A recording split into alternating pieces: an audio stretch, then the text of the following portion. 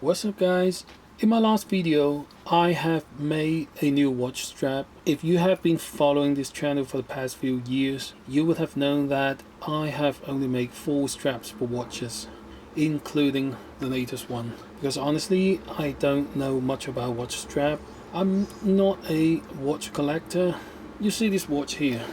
I've been wearing these Aureus for the past 15 or 17 years. I can't remember for how long. It has a stainless steel bracelet. So until recently I bought myself a new watch. Then I began to take making watch strap seriously. So before I made these one here, I watched tons of videos about making watch strap. Well, actually I just watched like 5 of them.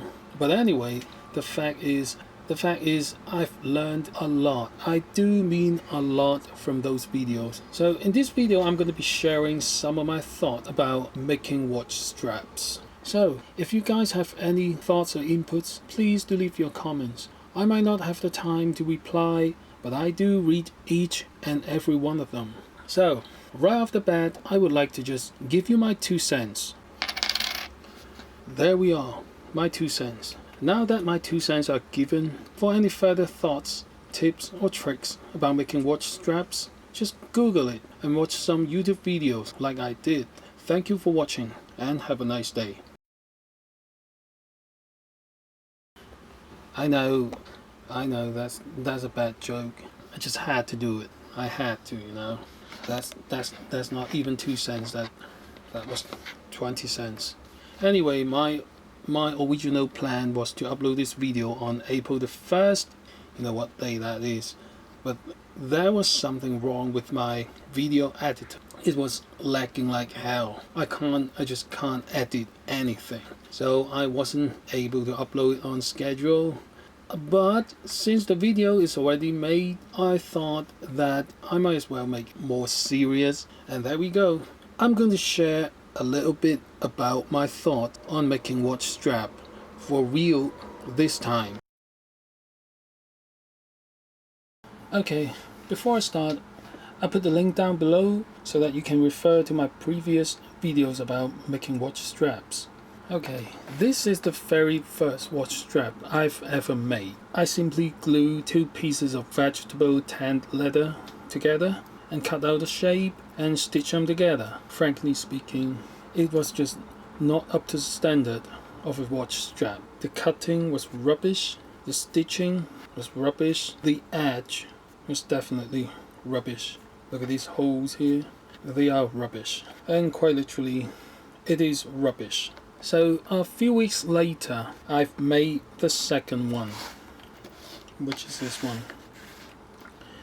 It's more simple in terms of design and the making process, and this one do look better, but still not up to the standard. Perhaps you might ask, what is the standard? I simply ask myself, would I wear it and show it to my friends? Nope, it's still rubbish.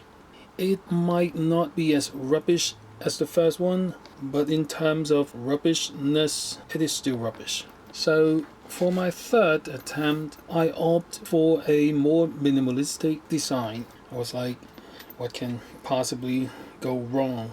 So I simply used a piece of strap and bought a few of these rings and buckles and did some simple measurements and stitched them together. Hey, but never underestimate the stupidity of humanity. Then I realized the width of the strap is 20mm. And at that time, the only watch I had that uses a 20mm strap was a fake Rolex.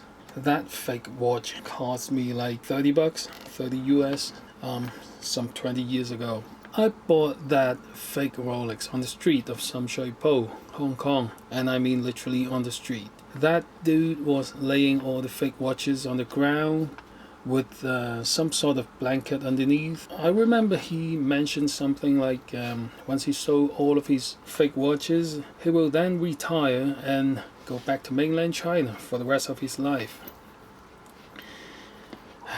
That's sad. That's sad stuff. Anyway, was this one up to my standard? Would I wear it and show it to my friends? The straps maybe, but definitely not the fake Rolex. The problem with these straps was not only limited to my poorly designed and making process, not to mention aesthetically. Despite all that, one of the biggest problem was the thread I used. It's called 210D waxed polyester. Don't know if that 210 has any meaning. The thread itself is approximately 2 mm wide and it's flat. It's strong. It has many different colors. There's nothing bad about it, but it's just not for refined work such as watch strap. So I think for watch strap we need a smaller thread. I used a smaller round still waxed polyester threads.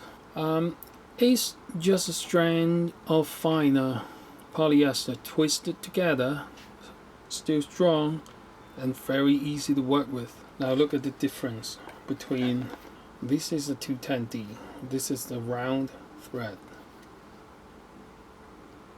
The stitching seems just about right. It's not too big and it's not too small. It's like the Goldilocks of stitching. Can't believe I just said that. Look at the original strap from Tudor. It's even finer, it's even smaller. Just as I said before, it's just not thick enough. It's too thin to my taste, but I do like the texture.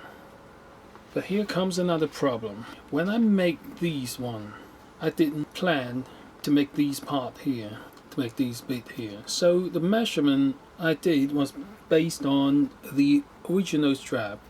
So once you add these bit here, you raise the thickness of the whole watch on your wrist. Then the strap itself is not long enough.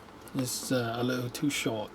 And beside, and I think brown is not really, it just doesn't match the look of the watch. So I made another one, all in black, with a different piece of leather. And I have made the strap about 10 or 15 millimeter longer on each side.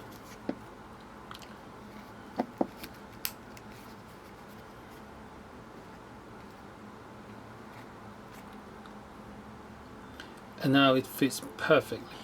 The process of making these new strap is actually the same as these one, but the only difference I made was, let me take this apart first. Other than use the same piece of leather, I attached a piece of vegetable tanned leather at the back to make the strap a little bit more sturdier, to add some stiffness to the whole thing. Now these one I'm very satisfied with, and I think these one is up to my standard, and I will definitely make more watch strap in the future. Thank you for watching.